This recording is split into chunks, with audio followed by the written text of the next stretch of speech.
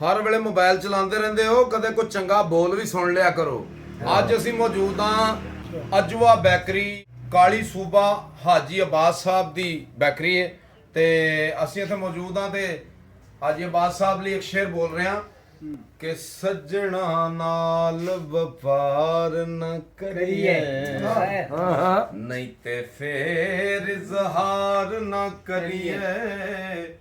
ਸੱਜਣ ਲੱਖ ਗੁਨਾਹੀ ਹੋਵੇ, ਉਹਦੇ ਐਬ ਸ਼ੁਮਾਰ ਨਾ ਕਰੀਏ। ਸੱਜਣ ਭਾਵੇਂ ਬਣ ਜਾਏ ਦੁਸ਼ਮਣ, ਉਹਦੇ ਉੱਤੇ ਵਾਰ ਨਾ ਕਰੀਏ। ਆਜ਼ਮ ਯਾਰ ਦੇ ਮਰਨੇ ਮਰੀਏ, ਉਹ ਨਹੀਂ ਤੇ ਪਹਿਲਾਂ ਹੀ ਪਿਆਰ ਨਾ ਕਰੀਏ, ਨਹੀਂ ਤੇ ਪਹਿਲਾਂ ਹੀ ਪਿਆਰ ਨਾ ਕਰੀਏ।